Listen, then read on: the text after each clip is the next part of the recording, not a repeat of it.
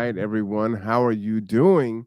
You know what time it is. It is 1 p.m. in Kitsap County. And you know it is the best hour of your week. It is tipping points and puzzle pieces. And we've got another great show for you today. Hopefully, everyone is staying hydrated and cool. Yes, the weather has dropped down a little bit, but you still need to be cognizant of that. And we're all about resiliency here. So we want to make sure that you are being resilient. However, we need to jump into this show. So you know that the true star, he's coming. He's coming up. What's his name? Maybe we need to refer to him as the acronym, right? MBF. Mark Boatwright Frost.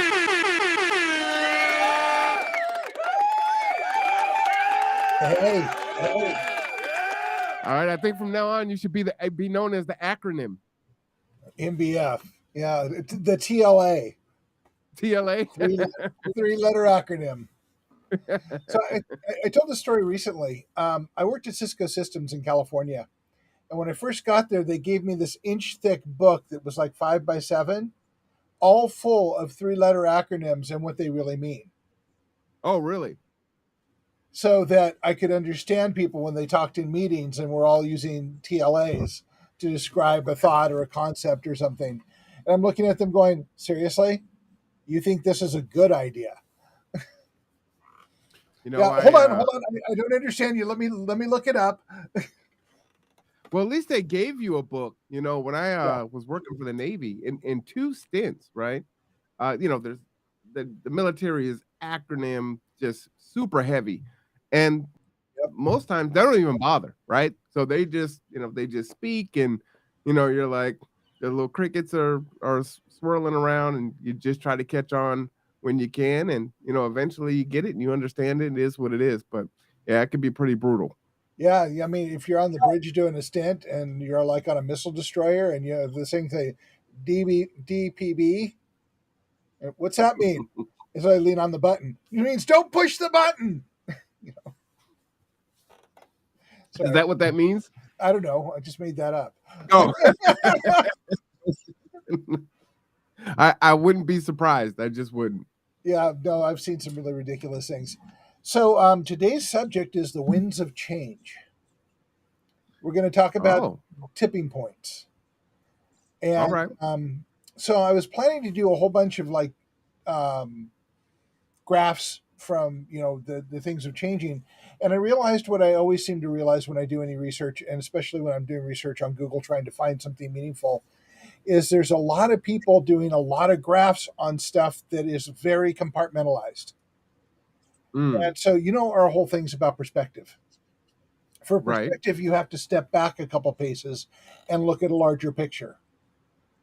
I don't know why, but my background just kind of overlaid on top of you, and you look like you've got a halo with a lot of colors coming out of the top of your head. And your beard is I'm gonna. Your beard I wanted the background you had, but didn't quite work out for me. You have to have the green screen. But actually, that was really amusing. So anyway, they have all of these people like Gallup and Pew and all of the research companies doing all of these graphs on things about being a progressive, things about trends of change. But they all go really granular into things, mostly trying to disprove that it's useful at all. People writing articles about how the progressives are making horrible mistakes and they've got to learn from the 1920s when we had a progressive movement to the breaking it down into Gen X and Gen Z and millennials and all of these moving, waving lines that essentially say nothing. Mm-hmm. So you have to do a little bit of creative dot connecting. So let's talk about how we see positive trends. First of all, a lot of the people who are commentating on YouTube, which I don't have a number of, are all showing positive trends, and there are a lot of people working for very positive things. I would say actually more from my experience than people doing negative things. Now, that is biased because I work very hard to eliminate things coming into my feeds on all my social media that are going to be extraordinarily negative or lead toward false information. But Well, I'll tell you, it's selecting. do not venture into Twitter land because that is a cesspool. Yeah, actually, though they allow you to block a lot of stuff that keeps it fairly clean, but it means that you're going to get a very limited number of things in your feed, which is fine by me because I hardly ever use Twitter. But Mhm. one of the things that just recently, and I want to do the caveat, we do not talk about politics on this program. Marwan and I stay completely away from that. We don't talk about Democrats. We don't talk about Republicans. We don't talk about things. But in some cases, things that are actually going on, when looked at from a little bit farther distance, are indicative of how change is happening in the country. Now, something that Bo came up with, and I've been actually reading and following, is they have some very restrictive um, um, abortion laws going on in North Carolina. And the populace of North Carolina, somewhere between 65 and 70%, oppose it. The Hmm. the legislature pushed the bill through. The Republican governor vetoed the bill, and they just voted to overturn it and put it in place anyhow. When 65 to 70% of the people in the country, in the state of North Carolina, don't want it. Okay. So that is indicative that the people are saying very clearly, we don't want the restrictions. Don't do this. And the legislature doing it anyhow. So this tells us two things. It tells us that there is a more progressive movement in the country towards social issues. And we're seeing the people that have been elected ignoring the will of the people to do what is on their agenda. So we're not going to explore that too much more, just as a point of fact that people are starting to see things in a more progressive way. And reproductive rights is one of the ways that a lot of people have seen in a more progressive way. Now, we won't talk about how that gets fixed or anything else like that, but there are a lot of instances for the last 5 to 7 years where we've started seeing more um, movement toward what we would term progressive in our populace, if not our government.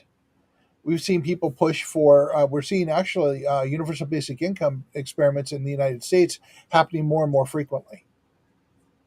We are seeing a movement in universities to start teaching a broader range of progressive ideas and with a historical perspective on that.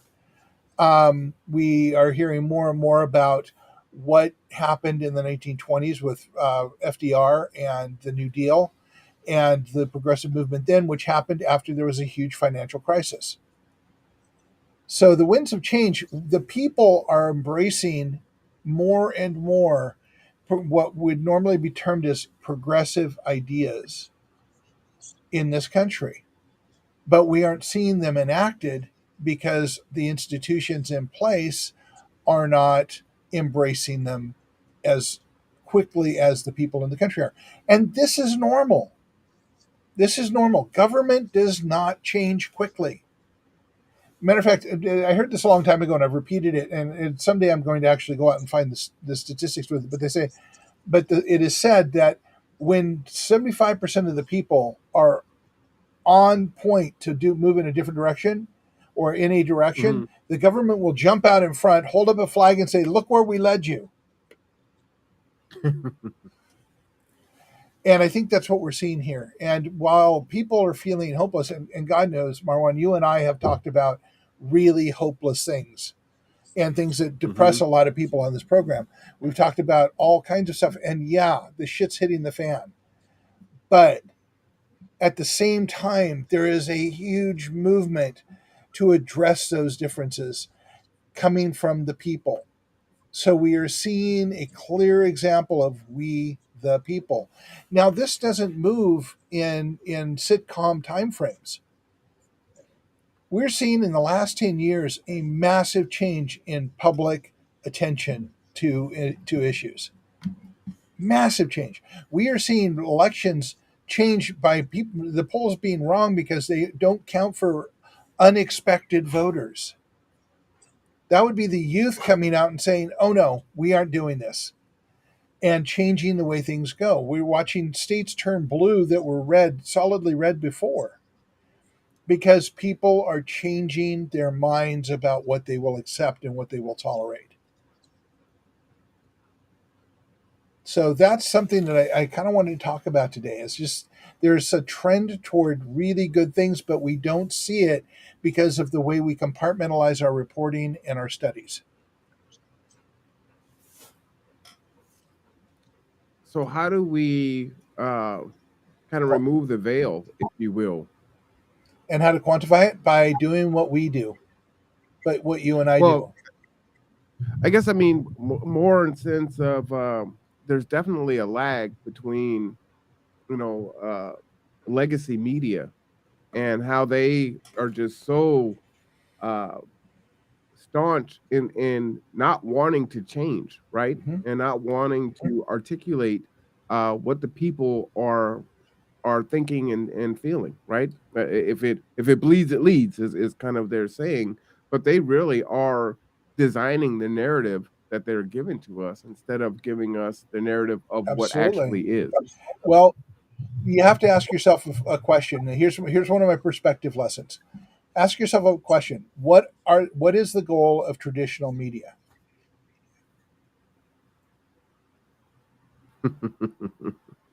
Well, I would say it's programming, right? It's what do they call it? The fifth estate. It is supposed to be separate from our political structure as it is set, but I think it's been co-opted, for a while, Who which is owns them? unfortunate. Oh Who boy. yeah, who owns the media? Rupert Murdoch owns Fox News. Well, which we can somewhat call media, but my opinion is they aren't really. But ABC, which is owned by Disney, ABC News is therefore owned by Disney. Um, by the way, I just heard a statistic that CNN is now lower viewership than some of the more outside cable news networks, like the more weird cable news networks. They are actually falling below even that in their statistics for Wow. watchers. Nobody Wow. trusts them much anymore. Hmm. But and they are owned by Turner, I think. Yeah, Turner News is who owns them. But which means technically they should be outside of the corporate owned media. Washington Post is owned by Jeff Bezos, which is Amazon.com. So when you think about news, and actually there's a really good example written by Aaron Sorkin who did West Wing called Newsroom on HBO. And they talk a lot about the constant battle between the need to make profit and the need to make news. And it shows a stark example um, of what it looks like when news is done well and what it looks like when news is done poorly and doesn't provide context. It's a brilliant show. I Hmm. suggest people watch it. I am not using this as a factual statistic to what the news is, but it does kind of open up the thinking, and you can do some research to find out where things are. But news is about making money, and and therefore making money means that they have to have views, they have to have clicks. They've gone to a more social media type of mindset about how they do things, and therefore you see a blurb and you say, well, it's going to be a 1 day news cycle. Yeah, because they've got to come up with something else to keep us intent focused. If you want to find out something about what's going on in the Ukraine, you'll see a headline and some news, but it won't really go on to give it much more depth because they're not interested in depth. They're interested in getting you to click, getting you to look, so that they can count you for their advertising dollars. So we don't have news that gives depth anymore. And what's odd about that is you have, let's say, Bo, right? Or Breaking Points. There's a few that are on, social media on Yeah, YouTube and some of the other platforms that are actually having more views than some of the legacy media. And it's like, but so there is proof that having the other perspective and actually delivering Good less analysis opinionated. and more delivering context and analysis that are Right, right, viable right. Absolutely. So it's why are they hanging on to it? And it really just does the country a disservice. because they're by board of directors. They have shareholders. They have CEOs that are looking at stock prices, not actual delivery to the customer. And this can be said of all of industry, all of corporate industry. Is it's about shareholders, it's about the CEO being bonus on stock performance and not on the actual product to the customer, whether it's news, whether it's a widget, whether it's whatever. We have a very broken system, and that's part of what it is, and the information we're getting. We can talk about schools and everything else, but I don't want to really get into the dark side of things. But there's a huge movement to change the way we look at education, and I've talked to several educators recently, and they all kind of like go, yeah, this is all about corporations developing criteria and curriculum, and us having to teach that curriculum, and we're losing more and more of the creative things to focus on a very small teach to the test program. And it's hard to get kids to engage. Sir Kenneth Robinson talks about the lack of creativity in schools. And one of the things I draw a correlation to is it's great to have all the STEM programs, but what does STEM do? What good does STEM do you if you don't have the ability to be creative and innovate and use what you know to make things better? So creativity is vitally important in education. It's the way to engage you in thinking, to help you see other ways of looking at things. And I think that that needs to be reinstated immediately. And it's again a slow process. It's not going to change because there's a lot of money invested in schools to do exactly what they do. So would you say, take education out of the private sector? Like what is your solution No, there? I think that education should be public education, but I think it should be truly public education, not corporate sponsored education, because corporations are Mm. making billions of dollars on developing curriculum that no teacher has ever seen, and to tell a very small story. And you've told me stories about how curriculum does not cover the Black experience anywhere near like it should. And that's because it's not written by people who live that experience or really look at the history. And I think that history, like all history, needs to be taught in all of its full color, technicolor, juicy experience, because that way kids will understand history and be able to apply that history to our lives today.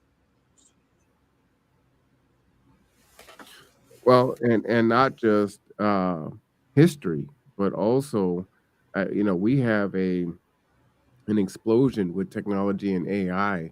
And I think we're really doing our youth a disservice by not making sure that they are on the cutting edge of what they need to be viable when they become adults, right? I mean, this generation is, or what are they classifying this as the lost generation, right now, with these young adults and these kids. And so what we see their issues, and so are we just going to repeat the same thing for the next generation, or are we going to get ahead of it and say, hey, these are the things that we're seeing: AI, automation, warehouse jobs. I mean, the layoffs are massive, Mhm. across the board, but it's taken out a lot of white collar jobs that folks didn't see coming. And so if you have people on this train track to go into this abyss of death in regards to careers, what are we going to be dealing with in 10, 15, 20 years? Yeah, well, we're going to be dealing with a lot of things in 10, 15, 20 years. But right this minute, right now, we have a shortage of blue collar workers in this country. Huge and shocking shortage of blue collar workers in this country because we shoved everybody Say it into again. we've been sent everybody to the MBA programs to work at McDonald's because there aren't any jobs. But Say it again, please. we have the blue collar workers. We have an incredible shortage of blue collar workers in this country right now today.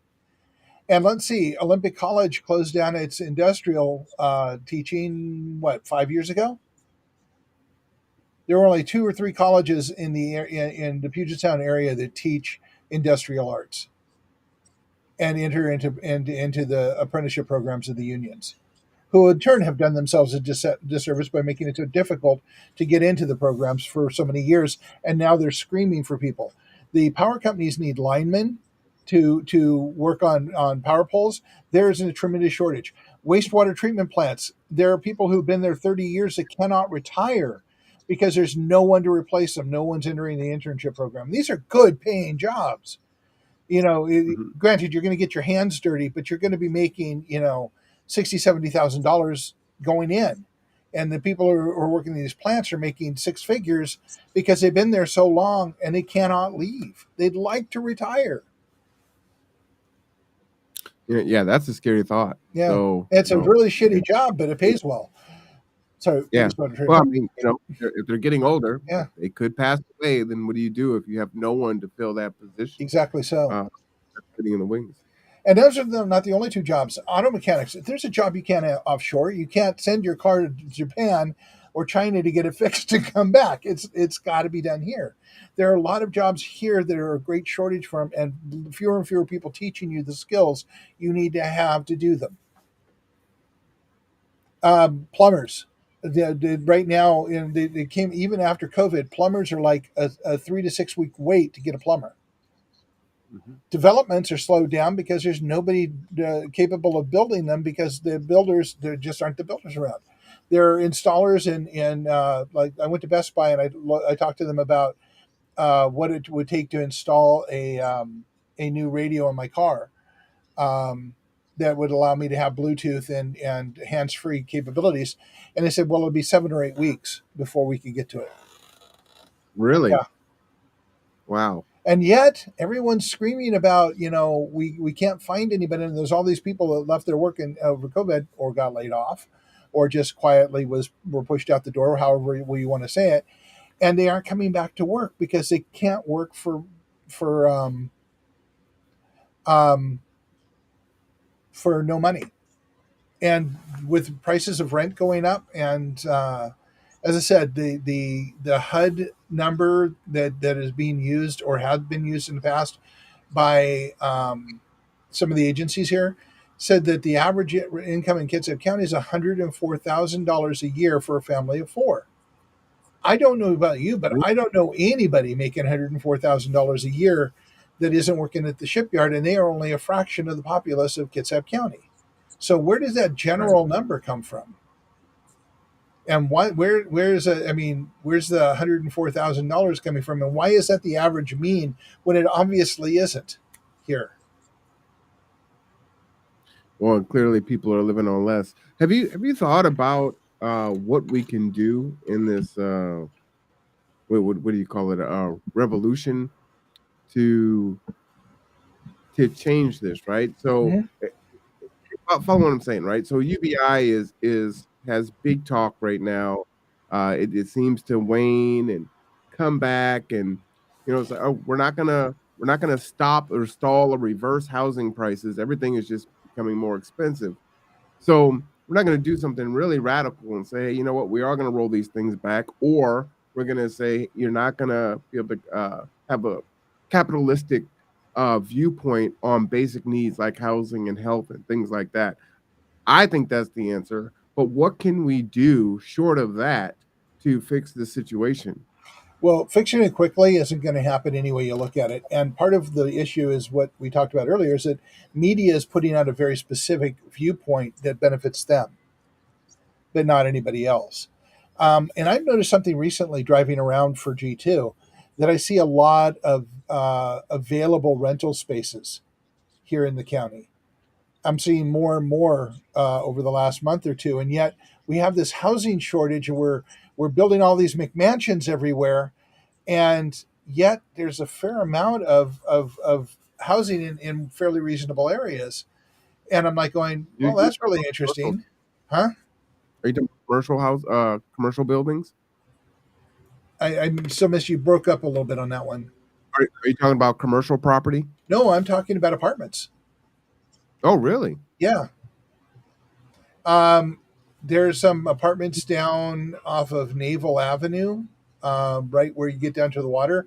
There's condos that are looking to lease it for people. There are apartment buildings there. As I drive by places, I look at the signs to see if there are vacancies, and there are vacancies in a lot of places right now. So I'm like going, interesting. Everyone's saying about the shortage of housing, yet I'm seeing a lot of vacancies, and I'm seeing a lot of for Well, rent signs in on houses. and it could be because folks can't afford it. It's possible. I know one of the places I looked at is actually fairly reasonable, but they're limited because they're one bedroom apartments. So you've got But a what's fairly. fairly reasonable? Um, from what I understand about this place, it's 20% lower than what they would call um, market rate around here right now. And so what is that? Just for, folks that don't know A what thousand to $1,200 as opposed to for a one bedroom? for one bedroom, as opposed to 1,600 or more. Right, but it's like, well, it could be 1,600, it's 1,000, so that's pretty good. Like, we used to pay $700 for a one-bedroom apartment, No, I you agree. know? I agree with you. But this one actually, to be fair, this one has a water view. I know, but that they rate up higher for that. I have water view too. So, All I have to do is set a bath. Um, go ahead and wall up my window if I can, pay $700 a month. Yes, I get it. yeah, Yes, but there are, water view. but knowing that there are vacancies and not buying into the nonsense about the housing shortage that everyone keeps spewing as they develop the hell out of everything, may make you understand that it's being rigged, and Well, I think what it is, Mark, and you is can there's drive a change in. housing shortage. I'm sorry, what? There is a housing shortage. What it is, it's a shortage on affordable housing, Yes, right? That's what it is. I think the terminology is not in sync. right. And that's why scaffolding to we have to be on the same level as we have conversations with each other. So like you said, yeah, there's a lot of stock out on the market, but it's not affordable for people to get in. Especially people who live and work and want to live in the place where they work in Kitsap County. And again, it goes back to lack of information and lack of we the people being able to push it. Because you asked how to fix it, we the people coming together can fix it. If 5,000 people went down to the city council meeting and said we need affordable housing or you guys won't be in your seats anymore, and 5,000 people can make that happen, then I disagree. things might be changing. I absolutely disagree Okay. with that. And here's the reason why. A lot of our housing prices are set by external forces. So when HUD comes down, or the military, which is a big one, has their housing allowance, right? And they say, hey, their housing allowance is set at this. Then, as a resident, right, or a homeowner, I'm gonna set, or a multi-unit owner, I'm gonna set my rent higher because that's what this is what the market demand, right? This is capitalism. So you can have half of the city go down to city council and say, "Hey, we need to do something about this," but those exterior factors are going to drive the rent up. Yes, to some degree, but the other side of it is you can also change the focus of the city council to start working on real affordable housing and working on setting the guidelines and the rules for at least certain areas where you can have affordable housing in that area, and and developers would have to meet those to build there. Now, maybe no developer will want to do it. That's a possibility, and we'd have to find a Yeah, different way. why would I want to give profit back?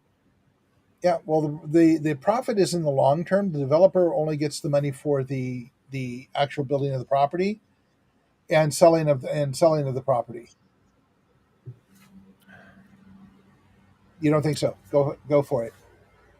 I'm just saying, you're not going to get anyone to come in and build for that, right? And you're not going to get someone to come in and invest and say, hey, the city has said it's like the same incentive for having Amazon, move into a town, and you've got these bidding wars for different cities, right?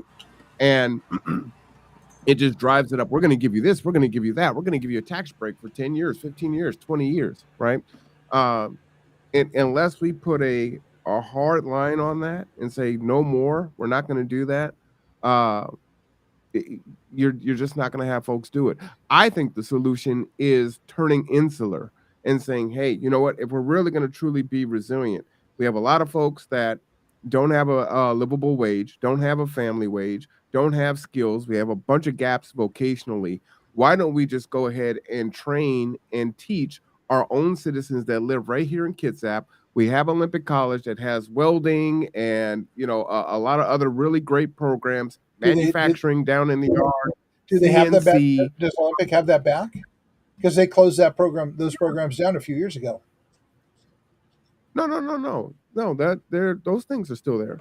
The Okay. shipyard programs are still there, right? Okay. So you build it insularly, internally, and you say, you know what? Here's what we'll do. We've got the company you love, Habitat for Humanity, and we're going to do Habitat for Humanity on steroids. And we're And going to what? say, okay, we're And not there's going to another one called Housing Kitsap now.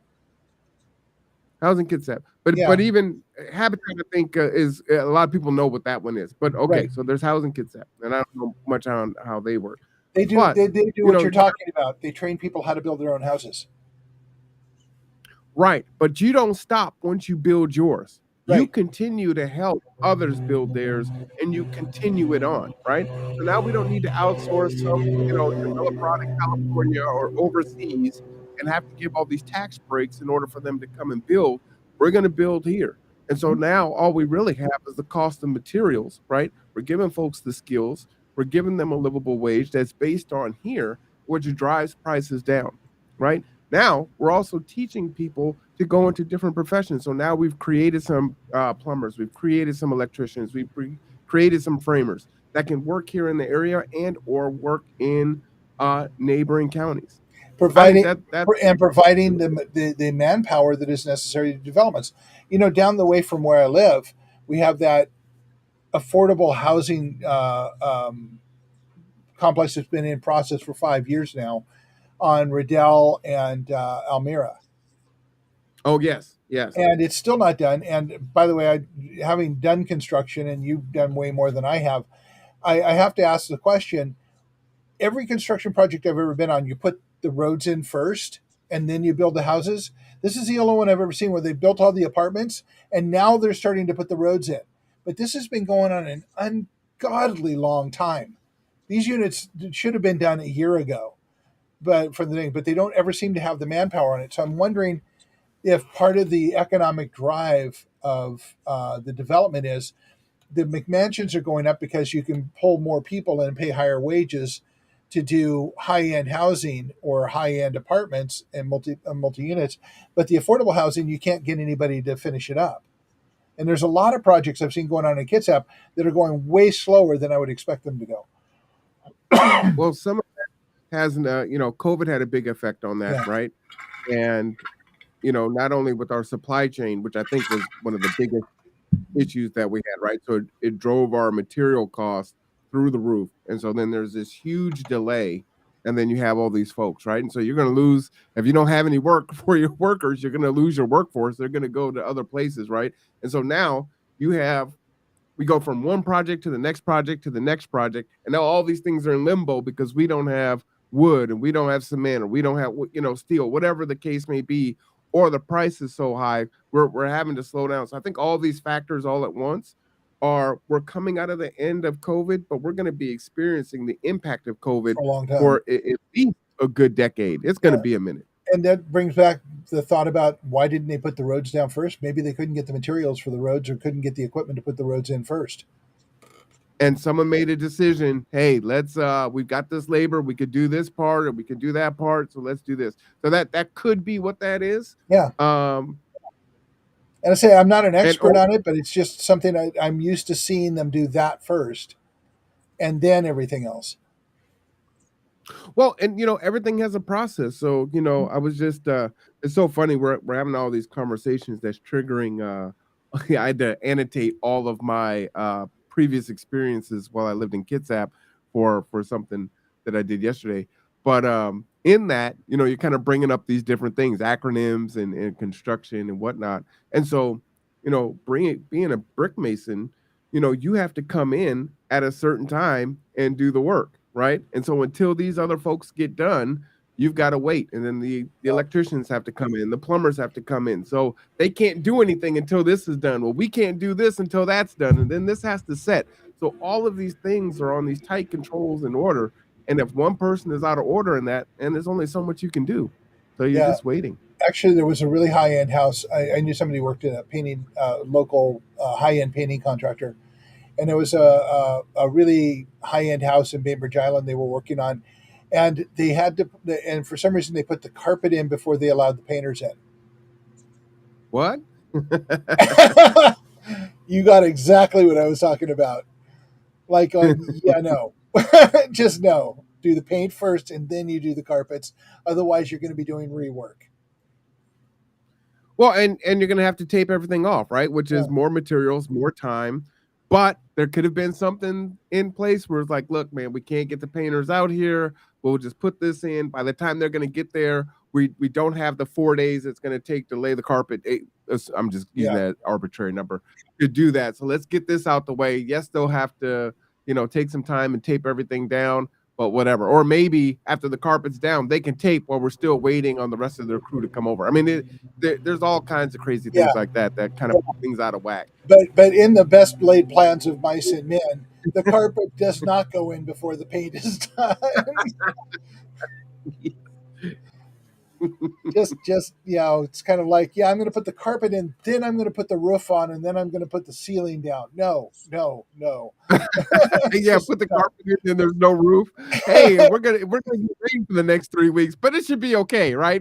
We'll put some fans in there and just dry that out. But the point is, there are ways that things go in order because it makes more sense. Which Yes. means going back to your idea, I think that's an excellent idea. I was actually reading about Housing Kitsap and what they're doing. Though quite honestly, it's like many other things. I'm not sure after reading their website what exactly they do, but they have some floor plans and they supposedly teach people how to do this stuff and put all of that together, which I think is a great idea. Um, but then you go back to the first question that came up to my mind, and it's one I have for Habitat for Humanity, is where did they get the land to build on? And then there's the whole infrastructure piece of power running to it, water running to it, internet cable running to it.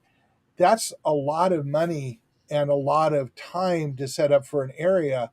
And I know they do it. I just don't know how they do it. And so when I try and think my way through it, I just don't have enough information to understand it. But that's part of the issue that we could go down and talk about, especially to the city or county. They may have land that we could do affordable housing on, and we could go that way to get land available to do that with. But that's just an idea, and it's very, very unpainted canvas at the moment. But it's kind of an idea for ways we can find places to do affordable housing that would work for the model that you're representing. I think that's an excellent model. And really like truly affordable housing. Yes. In some ways, you know, we're not being political here, but if we're intellectually honest, right? There are good things about today. There's bad things about today. There's good things about the past. There's bad things. You know what I'm saying? So if you say make America great again, there were some good things back then, right? The price of a gallon of gas, the price for a gallon, for a Mhm. loaf of bread. We can be nuanced in our discussion and say, hey, can we go back to housing prices to where, you know, a family could actually retire at retirement age, right? And enjoy the rest of their life. Could they, could a new family or an individual now, because we're just at a different time, there's not a necessity for, young adults to marry and start a family immediately, right? Women are going to college and doing their careers and doing things like that. So, from a societal standpoint, we're a little bit different now.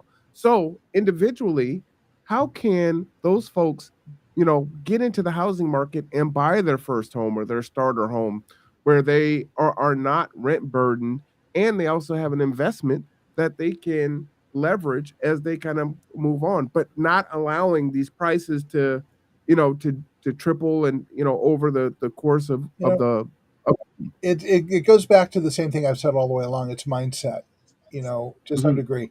Part of what's driving the prices up are people with the mindset that this is an investment for our retirement. And my sister and brother-in-law were classically this way. They bought and sold homes and bought and sold homes and bought and sold homes so they could edge their way up to a greater. And what they were really doing is going in deeper and deeper in debt. And they had this view of what their retirement was going to look like, so they could retire in the lifestyles of the rich and famous or whatever. And then this little hiccup happened, and I'm going to say this before I tell the rest of the story. So people have asked me for a long time, what clean technology company should I or technology should I invest in? What company should I buy stock in? And I tell them, take your money, go to Las Vegas and play blackjack. You've got better odds.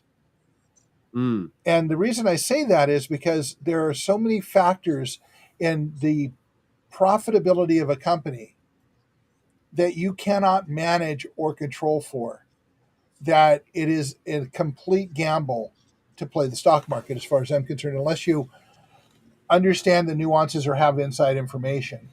A lot of it is just going to be stable, but you're not going to get rich unless you take risks, and the risks are the places that are going to kill you. So this goes back to the story of my sister and brother-in-law. We're investing, to get more and more money for a larger investment for a greater retirement. By the way, they're living their lives doing things they hate in order to get there. So let's go back to that point in just a moment. And they invested in this company called Enron that was doing really, really, really well. And then they lost 50% of their investment, 50% of their retirement, and set them back a lot. They always hated me for having my dour view of the stock market and their whole game of upgrading and upgrading and upgrading. They thought that I was communist or socialist or something like that. I said, no, I'm just risk averse. And this is just another example of you're betting on something that you have no control over and you can't possibly know what's going to happen. Mhm. So this is our society, and part of what drives housing prices up is people doing this as an investment instead of a place to live. And what I think we need to do is go back to a place where your home is your place you live. It's not some place that you're going to invest or roll or everything else. But that's the mindset in this country. That's another way to use the property to make more and more money. Well, and I think Hey, that Kendra. I think that's going to be the hard one to do, is to say, hey, where do we draw the line and say, okay, well, yes, this was a profit making expedition for a lot of folks, and a lot of people made out like bandits, but now we're going to stop it, and no longer can you do that, right? You're going to have a revolt from those that continue to make profit off of that. You're going to have a revolt from those that are just entering into it, and then also from those that are, that's hanging as that carrot of, if I could just get there, I too will have this financial freedom and Yeah, and be I able don't. to And I'd live love a to know what the percentile of the people who actually make it doing that are. And I would bet that it's a pretty small percentile. Yet the carrot is always there, and people continue to try. yes. And that's part of it, right? It's a minority of people, right? There's what, the 1%. We're all jockeying under the guise and the dream Powerball, right? Mega Millions, to get into that 1%. That's the incentive. Yep. And the likelihood of that happening is enormously small, but people don't do math well. So that's just kind of how that works. I want to go back to the lifestyles of the rich and famous versus how we live, really. And I mentioned that my sister and brother-in-law worked at things they didn't like to try and attain this. We all do that to some degree. You and I are lucky to a great degree because we're doing things that are passionate about. But for most of my life, I didn't. And I can't tell you how many mornings I woke up. Virtually every morning I woke up, and why am I doing this? Why am I going? What am I getting out of this grind of going to work and doing this thing that I don't like, that makes no sense to me and doesn't have an output that makes any sense? Why am I doing it? You know, I've been thinking about that, and I think it's really difficult to I have my purpose, right? I know what my job is, and I that motivates me. I wake up every day and it's like, let's go. It's another day. Let's get it done. There's things to do, and I love what I do, right? So that works for me. But for other people, right, the financial security is more important for them, right? So for me, I that's just not as important to me. That's not my driving factor. So it's hard to, get people to say, "Hey, you know what? If you can change your perspective on things, then you'll probably be more satisfied with life, even though you may have less." But actually, you probably have more because you may not be putting value in things that have no Inherent actual value. tangible value. Yeah, that's like But that's different yeah, because they have been raised by their parents, their grandparents. This is generational, right? yep. This is what you do. This is the measure of success. This is the measure of happiness. We're bombarded through marketing and advertising, right? So to undo that, Back to to media to again, break selling us an idea. is tremendously difficult. Yep, it is, but that's where we have to go if we want to survive. No, I agree with you. The how. Well, Because if someone were to ask me, Mark, what was it for you? What was that catalyst? There was a time when I was very self-centered. I would say definitely selfish, self-absorbed. When I was a brick mason, I was in my 20s. I was in the best shape of my life. I was making more money bricklaying than I was with a master's degree teaching at Olympic College. And this we're talking about a 20-year gap, right? mhm. And it was all about me. I didn't care about these, social issues on housing and race and whatnot. Some of those things impacted me. Some of them didn't, right? But it was all about MC, at that point in time. And so my experience was definitely different. So if someone were to say, "Well, what changed in that?" Was it almost being murdered, 3 days before your 21st birthday, and having to reinvent yourself, and not being able to make money with your body, but having to do it with your mind and having to go to school, Hold on, even let's though I go had a back ninth to the grade making money with your body thing. That could be taken so many ways. education. Well, that will be on the night show.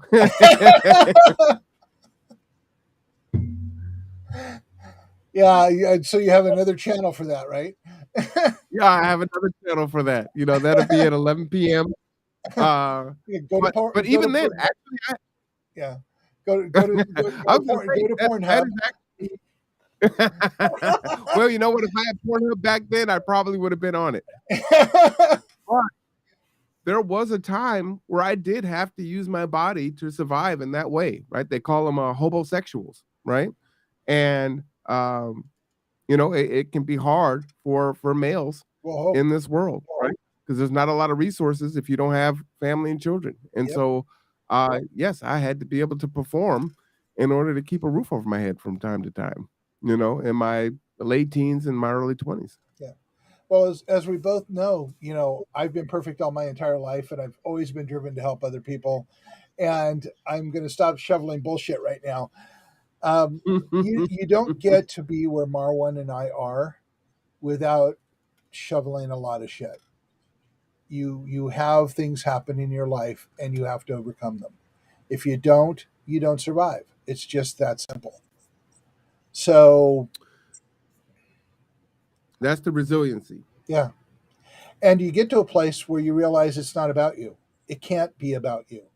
It has to be about everybody else. And you understand suddenly, without a shadow of a doubt, that unless we survive together, we will not survive.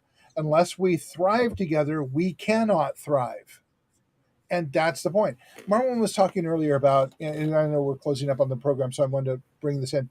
Marwan was talking earlier about an idea of training people to build their own houses and figuring out how all those pieces go together. Well, one of the things we're doing in the project is we are helping people conceptualize the idea of a community garden in their neighborhood, which sets a foundation of working together, provides food security, provides greater nutritional security, helps people with their salaries and make their money go further. And it creates a network, a bonding network in the neighborhood that helps people work together, and everyone benefits from it. That is a step in the direction of learning how to make the changes we need to make. That's why we do it. It's a small step that has a big impact and can have a much larger impact going down the line. As you know, we talk about this every week on Saturday, every Saturday at 12:30 till 2 o'clock at the Kitsap Regional Library, and sometimes at G2, which we did last week. We hold a workshop. Our workshops have become very successful, and we are about ready to launch into the 2 through 12 package for 10 people that have been engaged in it or committed to doing it. This is where Nice. we start building out. This is where we start helping the change the perspective so we can change our next steps into the future. But understand, this is generational work. This isn't a sitcom. This isn't a drama on TV. This isn't a news podcast with a 1 day cycle. This is a seed that we are planting that Marwan and I will never sit under the tree that blooms from it. It takes time, but it's the time we have to invest now so that we have a future. I feel like Moses. Yeah, my 10 commandments. Yeah, I would say, to that end, networking really should be the word of the day for you. It is tremendously important, and I'll give my anecdotal experience. Last year I wanted to grow in the garden for me and Layla. And Layla goes on vacation every summer to visit with the family down south.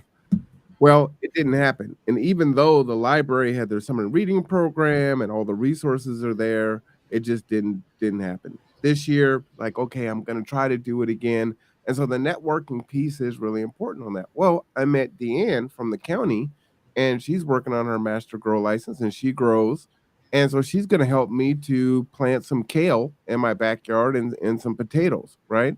So I've got Rob, who's gonna build some raised planter beds for me, and I just spoke with Dan yesterday, so shout out to her. And she's telling me what type of soil to get, and she just found some new techniques on how to grow potatoes in a harsher climate, which I don't have a lot of sun in the backyard, and it's not ideal, right? I don't have acreage or anything like that. And I told her, I have a brown thumb, literally and figuratively, and so she's gonna help, make it Marwan proof so that I can grow. And so the two things I'm gonna grow is kale and potatoes. I love potatoes, great staple. And kale is really healthy. It's also really resilient. And so those are gonna be the two things that we're gonna work on. So but that all came from networking and getting out of your comfort zone. Now, naturally, I meet a lot of people just in what it is that I do. But if you come to the workshops, you don't know who you're gonna meet. You don't know what their, proverbial uh puzzle piece is, right?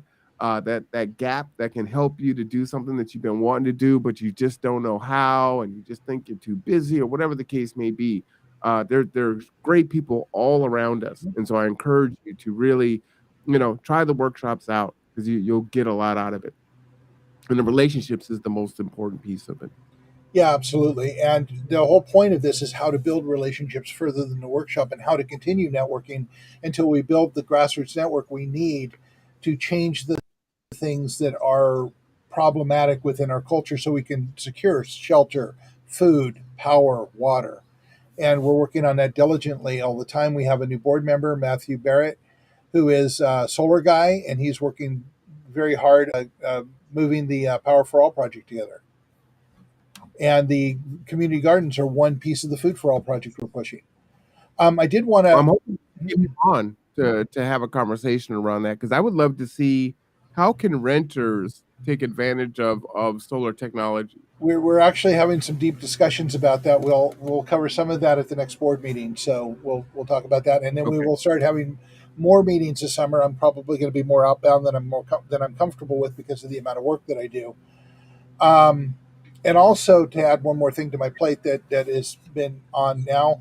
Um, right here, you see Thoughts for a Human Future on the Resiliency Rocks channel. I'm doing 6 to 10 minute blurbs on one subject. People who come here, they hear us go. We model the program of Marwan and I talking, and we don't agree on things, but we respect each other and we listen to each other, and we come to a different point of view. That's what this show is. It's to show to Mhm. talk about the subjects to get people awake, but it's like on the thoughts for a human future. I talk 6 minutes. Actually, it was 7 minutes and 15 seconds on tipping points and what tipping points are about.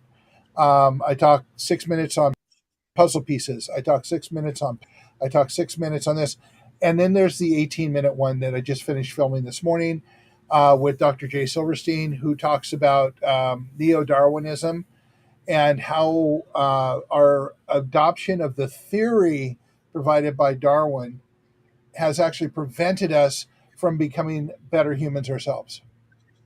Fascinating. Yeah.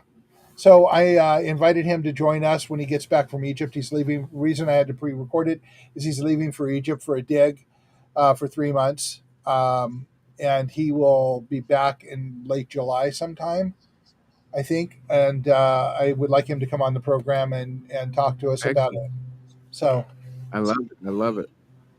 Oh, I guess my only thing that I want to say, in the essence of full disclosure, I am running for city council. I have officially submitted that paperwork yesterday.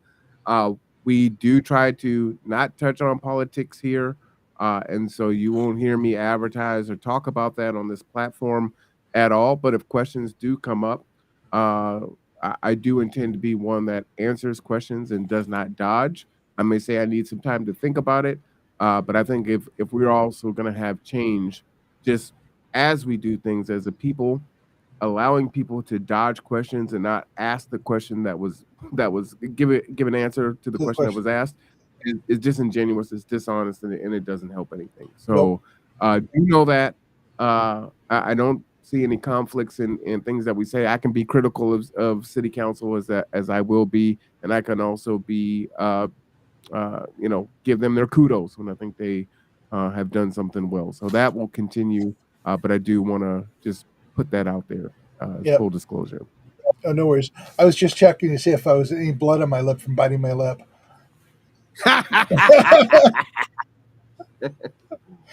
There's so many things I could say, not about you or you're running for city council, but some of the things you say about dodging question. I'm thinking, is he talking about? Do I dodge questions? No, Am I a question no, no, no, dodger? no, no. No. You are not. But I was thinking you were thinking you had a particular person in mind, and so I was like biting my I lip. got a lot of people in mind. Yeah, absolutely. Yes. All right, so we are at 1 minute. So Marwan, I usually take the final statement. Why don't you take it today? All right. I'm just going to double down on networking. Networking is critically important, especially this time now. If you were looking at society and you were seeing people fighting on airplanes, fighting on restaurants, acts of violence that are just make no sense at all. Someone turning around in the driveway, cheerleaders getting in the wrong car. The recent one, kids playing hide and seek and another person in a man's yard and he shot one of the girls. There's all kinds of craziness that's going on. If you want to combat that and you're like, what do I do? You don't need to protest. You don't need to do any of that. You just need to meet your neighbors and build relationship. That is the fastest, most sustainable and resilient way to make long lasting change and change how we are as a people. It really is. We are the people. It sounds really cliche, but it starts there. It's going to end there. And if we just engage in networking, getting to know our neighbors, finding that common ground and building from that, this thing really can change in the immediate. We could change this in a generation or less if we do that. Amen.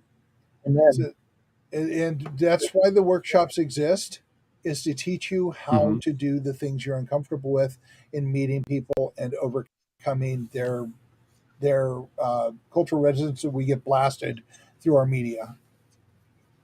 Yeah, and it takes practice. I wasn't well versed in this, right? I'm to a point now where it's like, don't even tell me the topic, right? I can feel comfortable in who I am and what I know and what I don't know. That I can give my opinion, I can give fact, and I can say when I don't know. And that's a powerful thing to say. Hey, I don't know. I don't know. but I'm here and I'm willing. So engage. It'll number one, it'll change your life. All right, and with that, we're gonna go ahead and conclude our show Yep. as the sorry there, I just lost my screen because I was already in the Zoom With for the Kids Up me. Housing and Homeless Have the Coalition. slide up. Unfortunately, I cannot. Can I mute that? I don't have a way to mute that, so we're Okay. gonna go ahead and end here. Join us over on the other channel so that you No can problem. Thank get you, the Kids Up Priya. Housing and Homeless Coalition Okay, meeting. I'm For Mark gonna Boatwright Frost, welcome I'm everyone Marwan as we Cameron. onboard This and is let Tipping everybody Points and into the Puzzle Pieces. meeting. This is the conduit. We'll Go see you ahead next and time, start everyone. populating